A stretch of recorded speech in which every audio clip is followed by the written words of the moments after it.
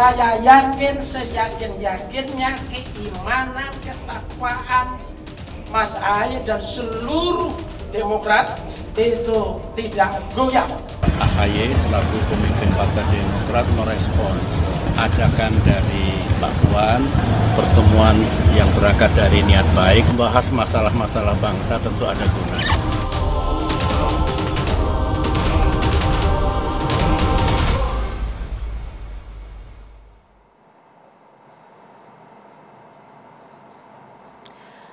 Selamat malam pemirsa, usai Menteri Komunikasi dan Informatika Johnny G. Plate ditetapkan sebagai tersangka dalam kasus korupsi oleh pihak Kejaksaan Agung, kini giliran kolega separtainya, Menteri Pertanian Syahrul Yassin Limpo yang disebut-sebut, diisukan, diduga terkait dengan kasus korupsi dan juga tindak pidana pencucian uang oleh KPK.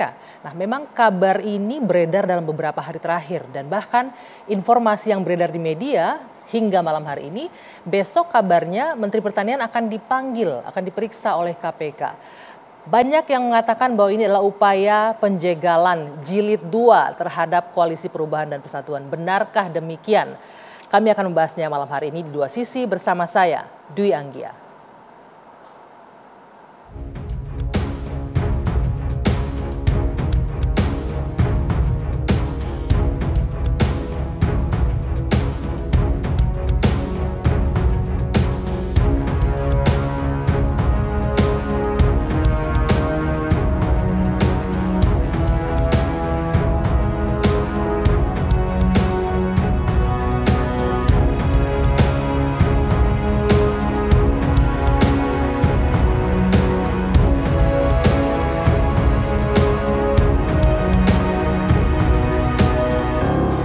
Banyak sekali menerima ungkapan aspirasi dan kekhawatiran. Ada yang mengungkapkan kekhawatiran penjegalan, ada yang mengungkapkan kekhawatiran kriminalisasi, ada yang mengungkapkan kekhawatiran tentang tidak netralnya penyelenggaraan pemilu. Ada kekhawatiran tentang caleg-caleg yang mungkin dapat perlakuan tidak fair, partai-partai yang dapat perlakuan tidak fair, calon-calon presiden yang dapat perlakuan tidak fair, kemudian juga potensi terjadinya kecurangan.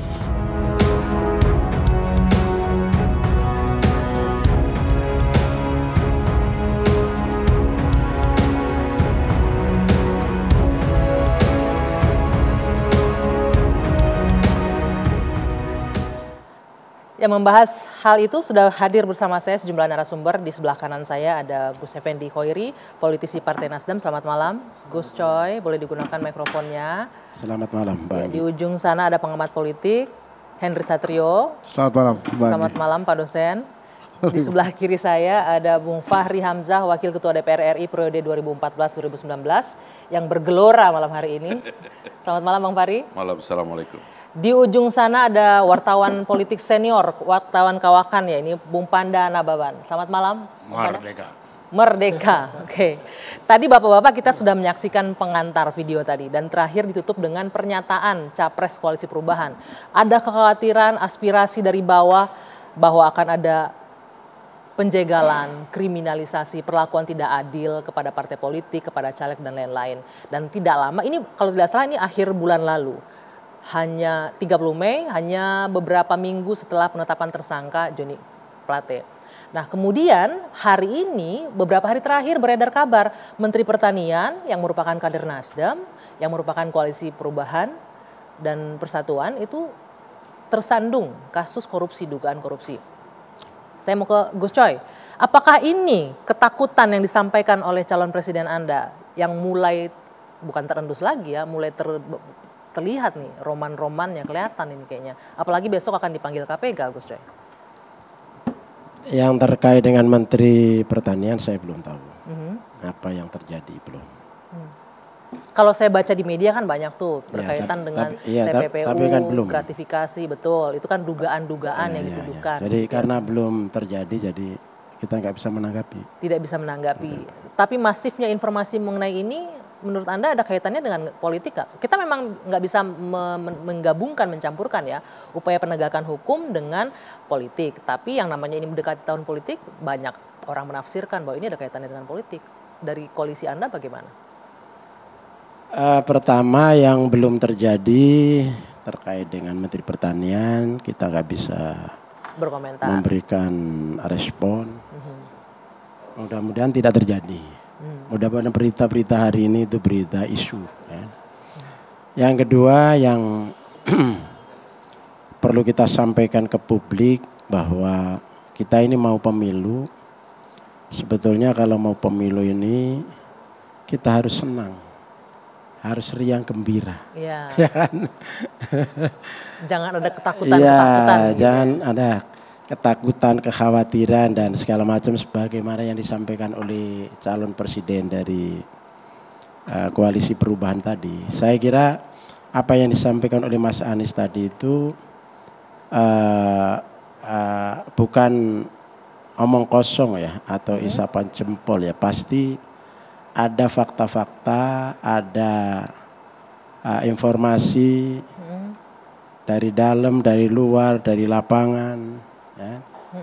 Dan mudah-mudahan itu kalau sudah terjadi itu harus diakhiri. Karena begini, demokrasi seperti yang kita ketahui itu kan dari rakyat, oleh rakyat, untuk rakyat. Ya.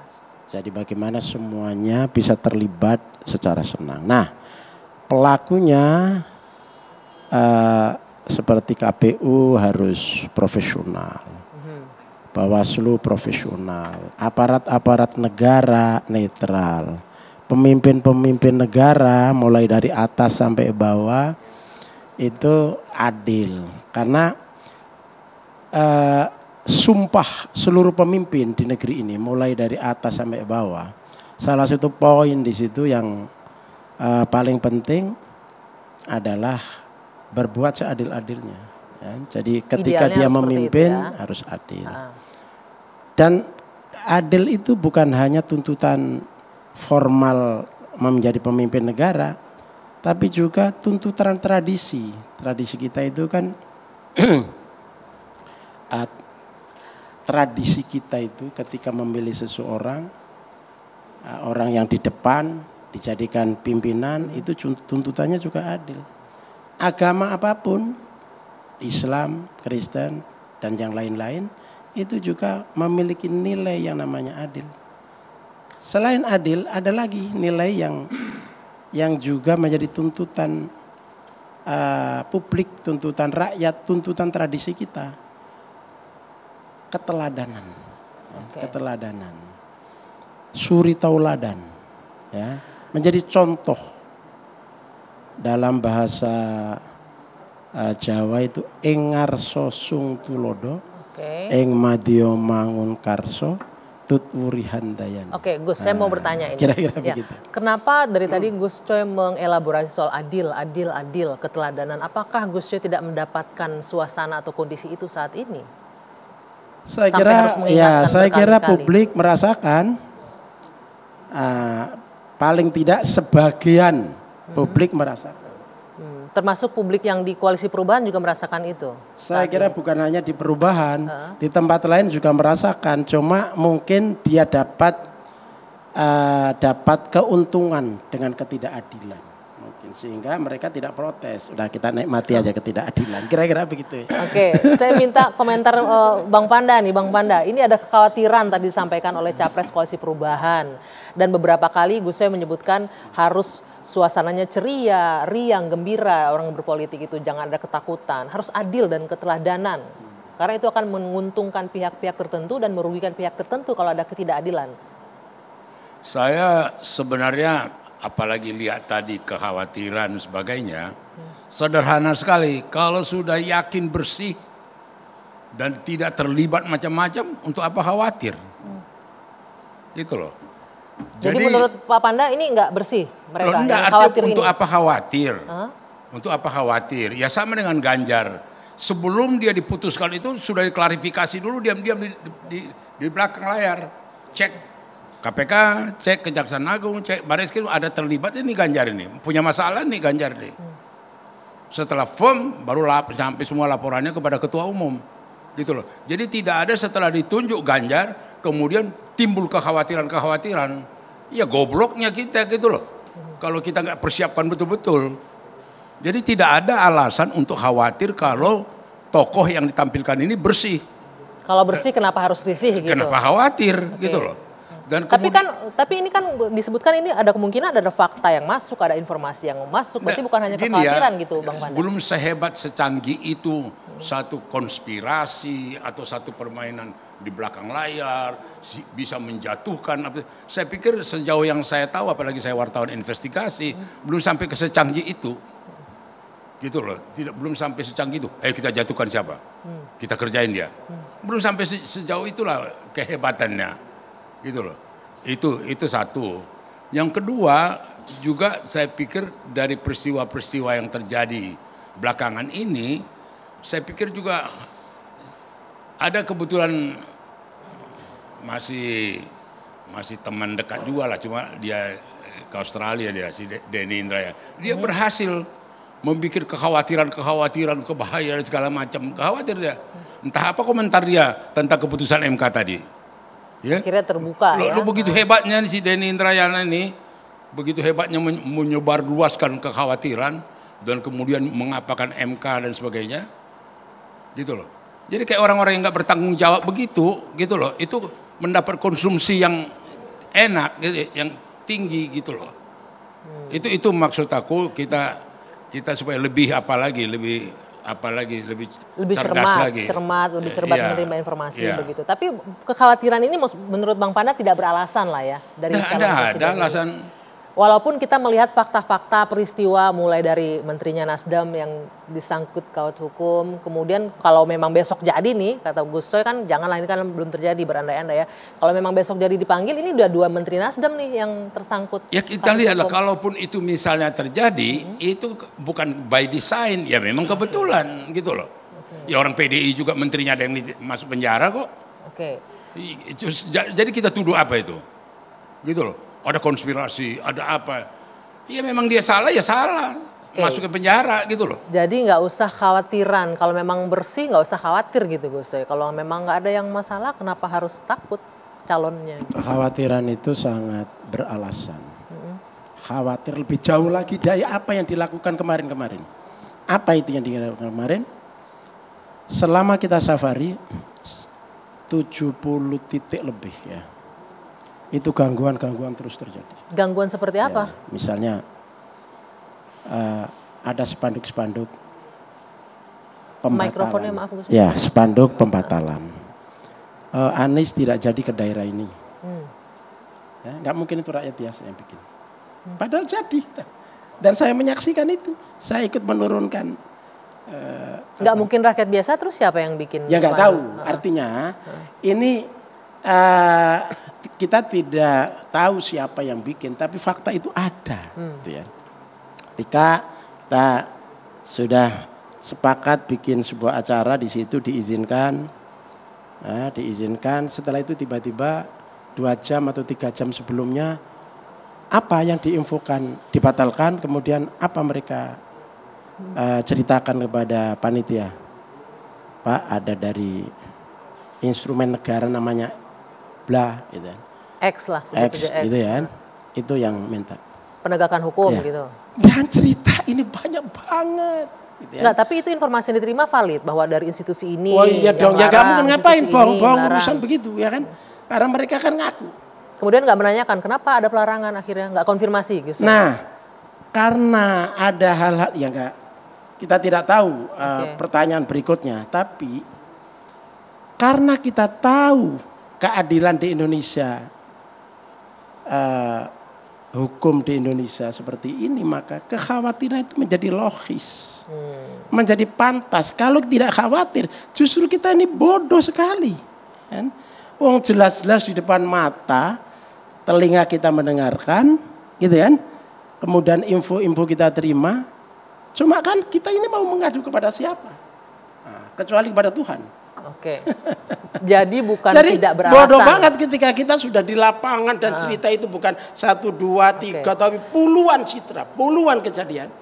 Lalu kemudian kita tetap tidak waspada, tetap Oke. tidak khawatir. Oke, Waduh. poinnya adalah bahwa ini bukan lagi hanya kekhawatiran tanpa alasan, Bang Panda, bahwa memang sudah dialami oleh tim yang turun ke lapangan yang akan melakukan kampanye. Lalu apakah benar nyatanya hal-hal seperti itu atau hanya sekedar konspirasi saja? Kita akan lanjutkan usai jeda sesaat lagi di Dua Sisi.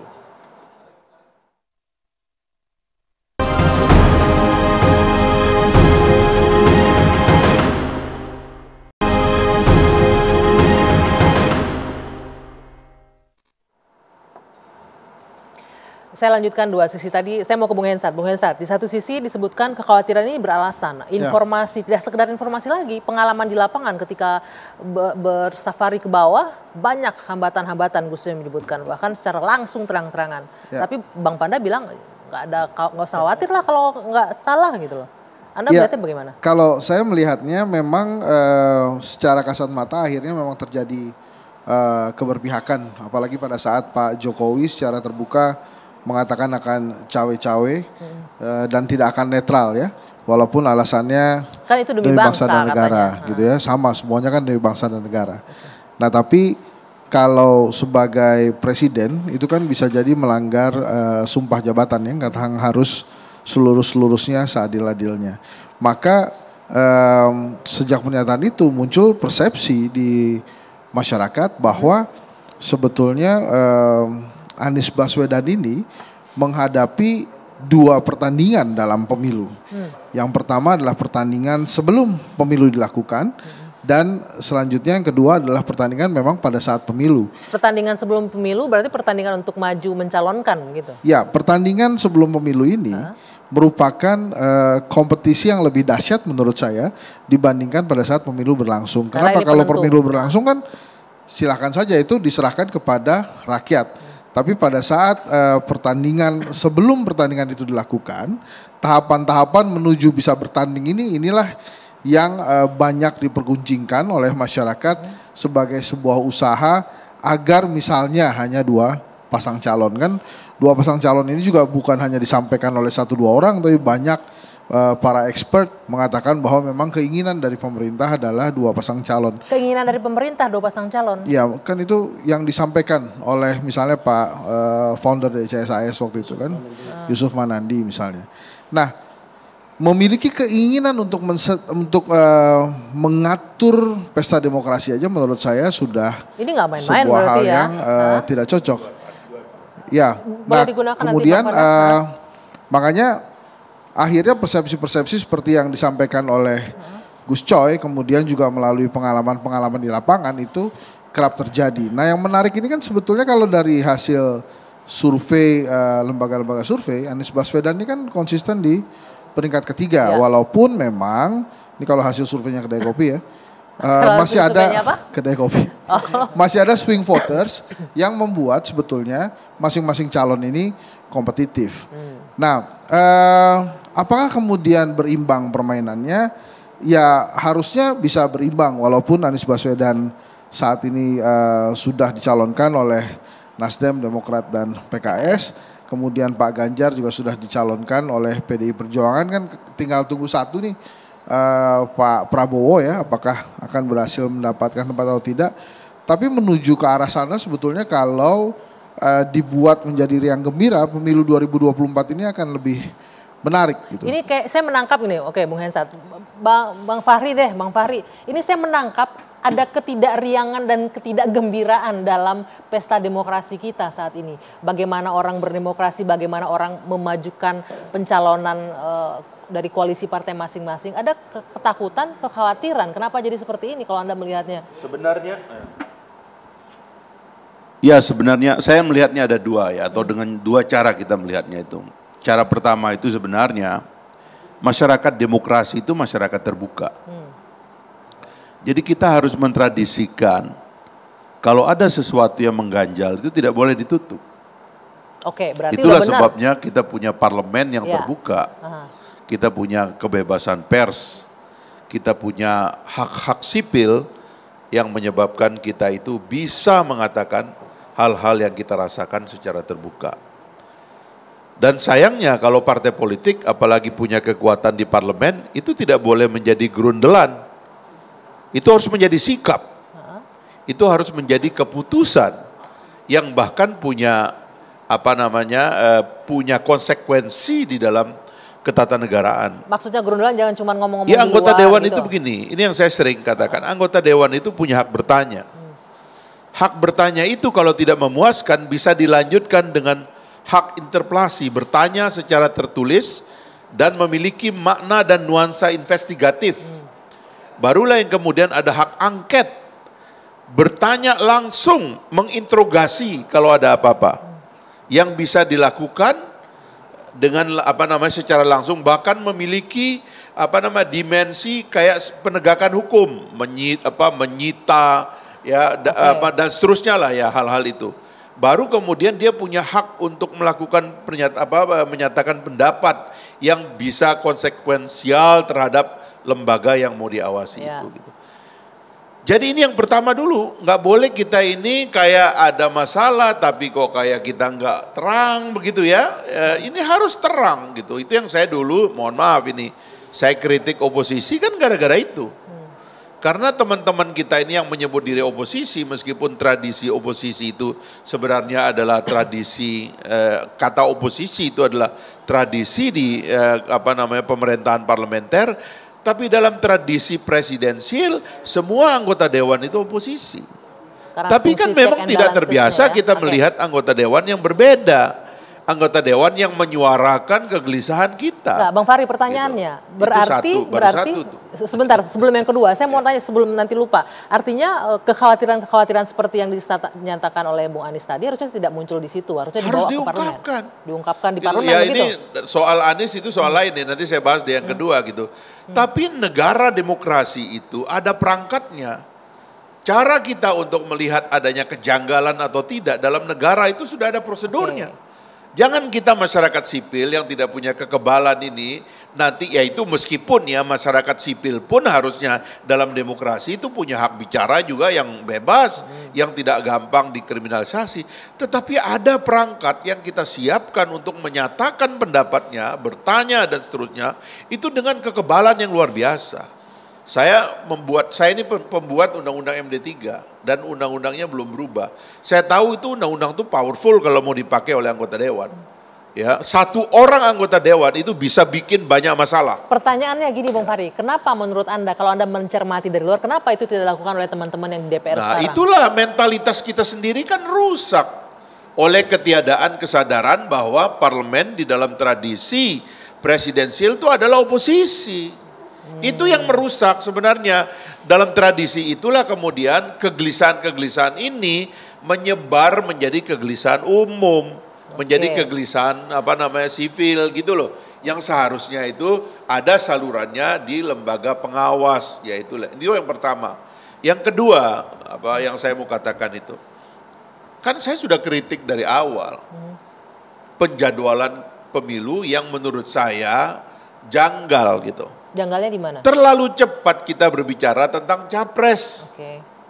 Terlalu cepat pertarungan ini memanas karena yang kita pertarungkan adalah satu orang ya, atau dua orang yang memang betul-betul memiliki spektrum pro dan antinya itu sangat keras di masyarakat kita. Nah, saya mengatakan harusnya penjadwalan itu dibuat bertahap.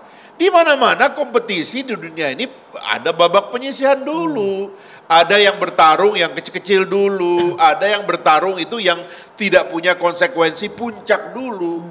Yang namanya final itu di ujung, kita ini langsung final. Karena pilpres itu langsung final. Apalagi nanti kalau calonnya dua langsung final. Nah itu bikin tegang.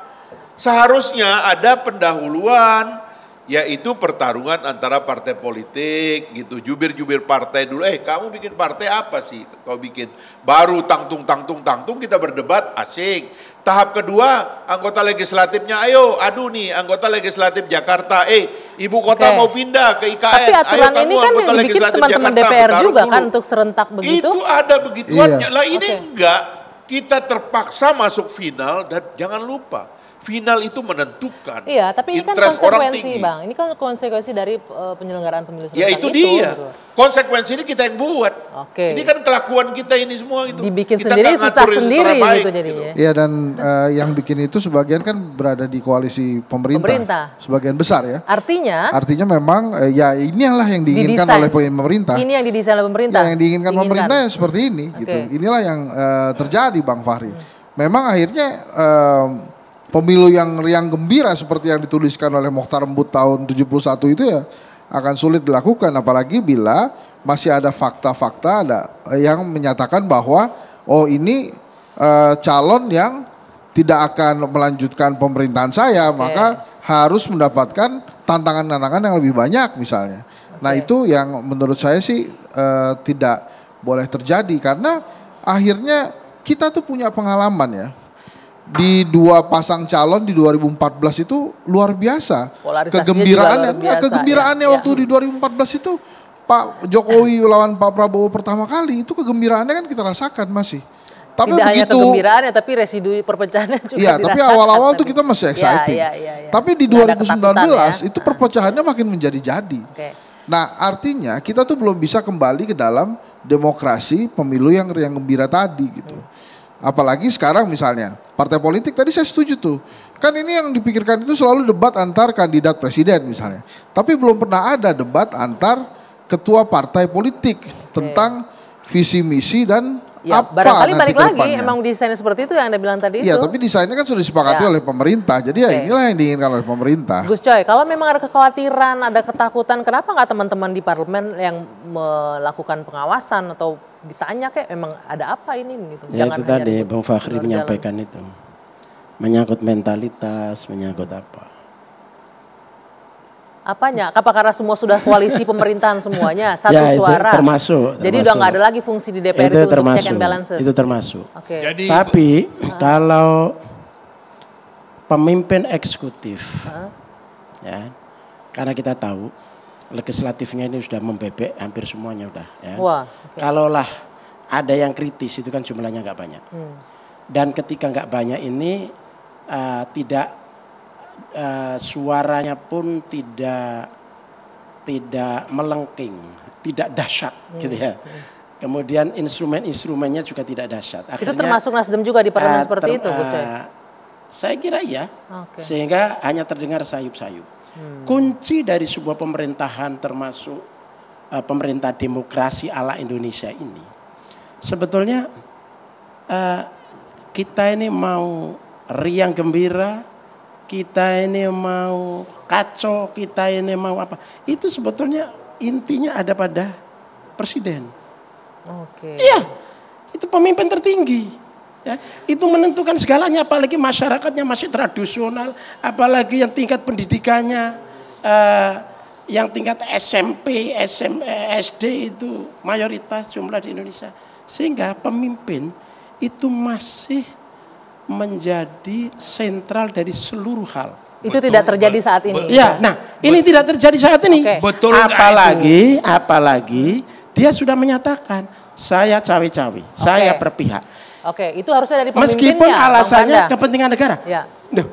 Yang jelas nilainya objektif dan benar tidak akan menimbulkan perdebatan adalah ketika pemimpin menyatakan saya akan adil, saya tidak ikut cawe-cawe karena ini real objektif untuk kepentingan negara. Bagi rakyat tidak ada interpretasi. Tidak ada interpretasi. Pemimpinnya Bang Panda yang harus menciptakan kunci suasana dari semuanya kondusif adalah itu. pemimpin. Tadi yang dia bilang kalau riang gembira, kalau yang kutangkap Jokowi riang gembira, tidak ada satu. Kemudian kekhawatiran itu terlampau didramatisir. Pak Jokowinya mungkin riang gembira Bang Panda, tapi masyarakat faktanya terlampau didramatisir. Ada anggota DPR Komisi 2 yang tugasnya sebentar dulu, yang tugasnya mengawasi. Itu ada Bawaslu, ada kemudian pers yang sangat begitu bebas, media yang sangat ini kan gitu loh. Jadi dramatisasi itu terlampau berkelebihan. Khawatir ada penyelenggaraan pemilu yang sudah disalahgunakan. Ada yang mana? Tapi sebentar, ini belum lagi dimulai. Kita dengar kabar kan LSM menemukan 52 juta data pemilih sementara yang janggal. Jadi itu fakta juga loh itu. Bagus, ada kekurangan disempurnakan, ada kekurangan Jadi disempurnakan. jatuh itu kekurangan. Gitu kekurangan. Oke, baik. Jadi udahlah, nggak usah terlampau didramatisasi. Tidak usah terlampau didramatisir. Oke, tidak hanya Bang Panda pura-pura nggak tahu. pura-pura nggak taunya gimana? Ya, pura-pura nggak tahu bahwa seolah-olah semuanya baik-baik saja. Pura-pura tahu. Atau dia menikmati. Gus Coy, Nasdem itu di pemerintahan. Terkecuali kalian udah mengaku nggak di pemerintahan gitu loh. Ikut bertanggung jawab. Di pemerintahan namun sudah membuat koalisi yang berbeda dengan urusan pemerintah. dia lah itu, koalisi-koalisi pemerintahan itu. Tapi minoritas, ada mayoritas. Baik. Dari kasus hukum digoyang, kemudian digoda juga dari partai politik lain seperti pertemuan Sekjen PDIP dan Sekjen Demokrat dalam upaya menggoda koalisi perubahan. Apakah ini mempan atau justru akan menggoyang? Kita lanjutkan usai jeda saat lagi.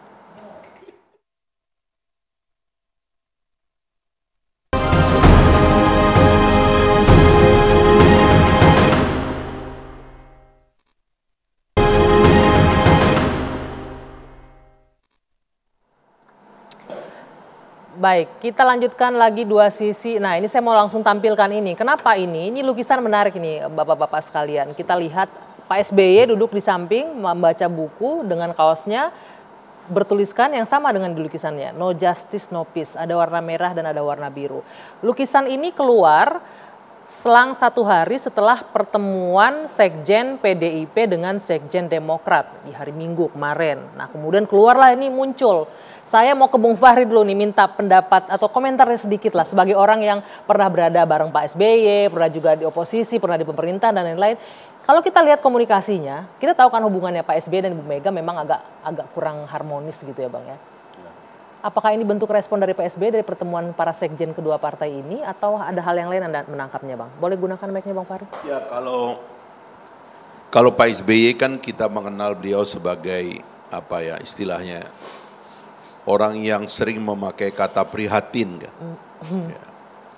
Dan saya kira memang di lukisan itu memang ada tergambar keprihatinan. Menunjukkan keprihatinannya. Tetapi begini, pemimpin itu kan nggak boleh bersedih. Pemimpin itu kan nggak boleh kelihatan lemah ya. Karena efek dari kelemahan kita itu kan turun kepada kelemahan rakyat. Bawah. Kelemahan masyarakat. Gitu. Pemimpin itu harus selalu punya cara. Sehingga memang dia adalah mercusuar yang dilihat oleh rakyatnya bahwa kita tidak dalam kebuntuan gitu. Makanya terus terang saya, ya sekarang kita karena berada di luar ya. Kalau dulu saya kan frontal ya, karena berada di dalam. Maksudnya itu saya tidak mau, saya tidak terima. Kalau ada keadaan yang saya tidak terima, saya katakan itu, saya tidak terima dengan keadaan ini. Tapi setelah saya berada di luar, saya mendorong supaya teman-teman itu, supaya selalu punya jalan gitu loh. Jadi jangan merasa buntu, jangan merasa tidak punya jalan gitu. Karena kalau kita ini, yang di atas panggung ini, terbiasa mengatakan kepada masyarakat bahwa kita nggak punya jalan, itu nanti masyarakat kita frustrasi. Jadi kita harus selalu merasa punya jalan. Makanya saya mohon maaf Gus Coy itu misalnya mengatakan ini semuanya kalau presidennya selesai, semua selesai gitu. Kalau menurut saya ya harus kita mitigasi jalan yang tidak terlalu harus mengandalkan satu orang gitu. Karena ada banyak jalan yang harus ditemukan dalam bangsa yang begitu besar, tadi seperti kata Bang Panda, ada institusi yang sudah berdiri begitu. Jalan-jalan lain ditutup semua. Nah itu dia. Jalan-jalan tutupnya gimana Gus Coy? Nggak boleh jalan-jalan itu menurut saya. Saya mohon maaf ya Gus Coy, saya nggak mau intervensi apa sikap partai. Tapi nggak boleh juga anomali gitu. Seperti yang dikritik oleh Bang Panda itu. Sebenarnya dalam tradisi presidensial itu partai pemerintah sama partai oposisi itu tidak ada. Jadi semua harus oposisi apabila dia di parlemen. Dan semua harus menjadi anak buah presiden kalau dia masuk kabinet. Jadi begitu caranya, sistem ini sudah diatur dan didesain begitu. Kita dulu pernah punya sejarah parlementer di awal-awal demokrasi Indonesia tahun 50-an. Dan memang begitu. Partai koalisi membentuk pemerintahan di awal. Kalau pemerintahan terbentuk disebut dengan koalisi pemerintah. Yang gagal membentuk pemerintahan disebut dengan koalisi oposisi. Bertarunglah mereka gagasannya itu di situ. Tapi sekarang kita sudah mengambil sistemnya presidensil, maka semua yang ada di DPR itu haruslah menjadi oposisi dan semua yang berada di kabinet adalah anak buah presiden, titik gitu. Nah begini cara sistem. Nah sekarang kita melihat meninjau ketidaksempurnaan sistemnya itu ada di mana. Nah itu yang saya terus terang. Kan sudah terjawab tadi di DPR kan katanya. Membebek tadi katanya. Sikap itu yang harus diambil keputusannya. Oke. Anggota DPR dengan sendirinya seharusnya, ya mohon maaf ini ya, harusnya lebih terang benderang berbicaranya. Oke, mudah-mudahan ini ditonton oleh teman-temannya Bung Fahri yang anggota DPR sekarang ya, agar menjalankan fungsinya dengan baik. Saya mau ke Bang Henry dulu nih. Iya, saya mau menanggapi dan melanjutkan sebetulnya. Jadi apa yang disampaikan Bang Fahri itu tepat juga. Tapi yang hilang Mbak Anggi, terutama di beberapa tahun belakangan ini kan tentang kepatutan. Kepatutan untuk tidak meralat kebijakan sebelumnya misalnya. Kereta cepat, IKN gitu ya. Atau misalnya kepatutan-kepatutan untuk mempersilahkan dinasti politik terjadi di Indonesia. Kemudian kepatutan-kepatutan lainnya termasuk tentang Pilpres. Pilpres ini kan tentang ritual demokrasi. 5 tahun dievaluasi, kalau bagus seperti Pak Jokowi, Pak SBY dilanjutkan gitu ya. 10 tahun memang saatnya pergantian pemimpin. Nah apakah kemudian ritual demokrasi ini kemudian dicegah dengan kewajiban untuk terus menerus satu perahu tanpa menyampingkan keinginan dari rakyat. Nah yang diinginkan oleh para partai politik saat ini kan demikian gitu. Yang saya takutnya adalah karena kepatutan dalam Pilpres ini nampaknya makin lama makin kecil, bagaimana bila kemudian partai politik berubah menjadi loket politik? Artinya apa? Loket dalam artian ini hanya penjual sebagai tiket. untuk Nanti kalau tiketnya diborong gimana? Jadi kita hanya punya berapa pasang calon, menyampingkan apa yang diinginkan oleh masyarakat, kemudian mempersilahkan yang diinginkan oleh penguasa. Demi apa? Demi melanjutkan pembangunan. Sekarang begini misalnya, kemarin kan Presiden ke Temasek tuh, itu kan bukan G2G tuh kalau nggak salah, itu kan diundang sama bisnis tuh. Pak Presiden presentasi, ini kalau salah mohon maaf ya, tolong diklarifikasi, menjelaskan tentang IKN. Pak Jokowi ini kan dieharder IKN nomor 1. Kalau kemudian ganti presiden pun, kalau Pak Jokowi gagal mendapatkan investor, saya yakin tidak ada presiden yang bisa mendapatkan investor. Artinya program itu nggak bisa dilanjutkan. Iya, gitu. tapi Mbak Anggi, kalau program ini bagus, seharusnya Presiden Jokowi tidak perlu takut program ini tidak akan dilanjutkan. Karena apa? Pemimpin di Indonesia, politisi, kalau bagus dilanjutin pasti sama dia, kemudian dia klaim. Jadi nggak usah khawatir lah. Nggak usah khawatir. Gitu ya. Oke, balik lagi. Jadi soal IKN supaya jangan bicara analisa jauh, nggak perlu diskusi lagi, itu ada undang-undang. Oke, kita dulu, balik lagi ke tema sumpah kita. pertama daripada presiden melaksanakan undang-undang sampai seluruh-seluruhnya. Jadi bukan diskusi lagi. Oh iya Bang Panda. Ini kita balik ke tema kita lagi gambar sebentar. Yang tadi dulu, ya, mana balik gambar dulu ke gambar tadi, boleh ditampilkan lagi nih.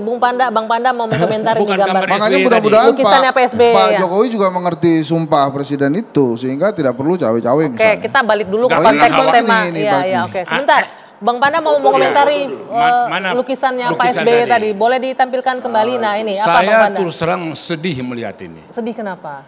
Ini pengakuan tidak langsung daripada SBY tentang perilakunya.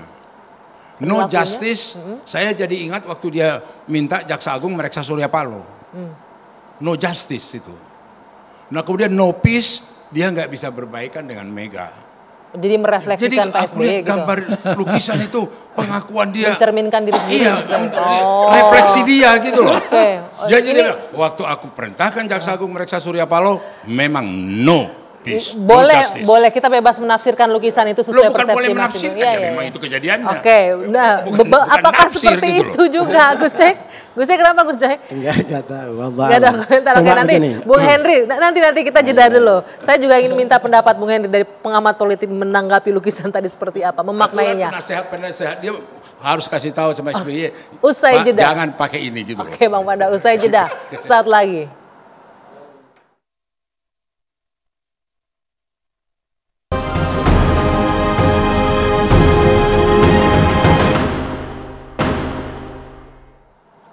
Ya, saya lanjutkan. Sebentar, saya ke Bung Hendri Satrio. Kalau kita berbincang sepanjang ini, apakah nanti akhirnya hantaman kasus hukum, kemudian godaan-godaan politik lainnya akan menggoyahkan koalisi perubahan kalau menurut Anda? Kalau menurut saya sih kalau tentang hukum ya, kalau memang salah ya nggak apa-apa diproses aja. Karena hukum kan harus tidak tebang pilih gitu ya. Jadi kalau ada yang menteri yang salah, ya diproses aja. Yang menteri lain juga kalau ada yang salah ya proses saja. Jadi kalau tentang proses hukum harusnya dibedakan. Jangan sampai kemudian hukum ini dijadikan alat untuk kekuatan kepentingan politik gitu. Nah menurut saya itu yang tidak bisa. Nah kemudian apakah akan terus diganggu?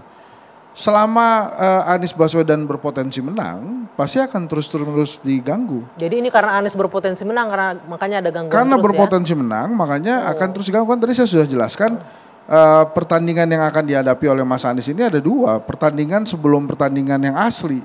Pertandingan yang sebelum pertandingan asli ini yang sekarang ini menuju pertandingan nanti. Jadi kalau sudah masuk ke dalam kompetisi yang namanya Pilpres itu kan semuanya terserah rakyat gitu ya. Mau dicurangin kayak gimana juga kalau rakyat memilih ya menang aja. Tapi menuju ke sana itu harusnya pemerintah saat ini, penguasa saat ini fair aja. Jadi sekarang nggak fair menurut Anda? Walaupun sudah mempunyai dua jago kan. Ini kan persepsi publik kan ada dua jago nih. Pak Prabowo dan Pak Ganjar gitu ya. Ya harusnya dipersilahkan saja. Siapa contoh yang paling benar itu dalam urusan demokrasi seperti ini? Megawati Soekarno Putri. Partai Demokrasi Indonesia Perjuangan dengan ketua umumnya Ibu Megawati Soekarno Putri itu yang paling benar, yang mengerti demokrasi. Kenapa? Contohnya, kalau dia menggunakan kekuasaan dalam demokrasi, nggak akan bisa maju orang yang namanya SBY ke dalam perhelatan Pilpres 2004. Cuma Ibu Mega mengerti itu. Petugas partainya belum menurut saya. Bung Panda, ini karena Anies punya potensi menang makanya diganggu-ganggu terus gitu ya. Boleh mic-nya digunakan. Itu nggak betul itu. Prabowo juga punya potensi menang, Ganjar juga punya potensi menang. Jadi kalau bedanya tadi itu kan karena ada endorsement dari pemerintah. Sama-sama punya potensi menang. Enggak. Tapi kan jelas yang sana kan President's man. Keinginan penguasa. Bukan, nggak usah dramatisasi lah gitu loh. Begitu menjadi jalannya Anies menjadi begitu terjal gitu ya kan. Emang udah jalan di mana sekarang? Jadwalnya juga belum. Apanya juga belum. Hensat bilang kan pertandingannya ada dua nih pertarungannya. Pertarungan sebelum pemilihan presiden, pertarungan pas pemilihan presiden. Nah ini pertarungan berat. Ini aja dulu diberes-beresi dulu lah PR-nya. Wakilnya ditunjuk dulu lah, apanya di apa dulu lah gitu dulu. Jadi jangan gak usah dramatisasi gitu loh. Jangan dramatisasi Gus Coy. Terakhir Gus Coy. Ya, saya ingat teori yang pernah saya pelajari dalam hidup, terutama dalam demokrasi kita berkompetisi itu ada dua jalur yang melekat pada, ada dua hal yang melekat pada setiap manusia. Pertama disebut khauf, kekhawatiran. Yang kedua disebut roja, harapan. Kekhawatiran, mengapa khawatir? Kalau dalam konteks politik kita sekarang, karena presiden yang mestinya berbuat adil dia telah cawi-cawi, dia telah jelas-jelas nyata mendukung siapa, dan dia punya instrumen, dia punya depdagri, dia punya segala macam sampai aparatur ke bawah. Khawatir ini betul-betul nanti tidak terjadi, khawatir betul-betul nanti curang. Kemudian ada harapan, kata Bang Fakhri kita nggak ada jalan, kita tetap punya harapan karena setiap kesulitan itu ada kemudahan. Kami yakin sebagai manusia beriman ada jalan, ada pilihan. Nah, apa yang kita katakan semuanya tadi itu adalah bagian dari kritik. Hai pemegang kekuasaan, kami semua sebagai rakyatnya mestinya memperoleh keadilan. Itu hari ini nyata di lapangan tidak memperoleh keadilan. Kekhawatiran berikutnya kami, Anda berlebihan di dalam memanfaatkan kekuasaan untuk kepentingan kelompoknya atau kepentingan partainya. Jadi ini semua pakai ilmu.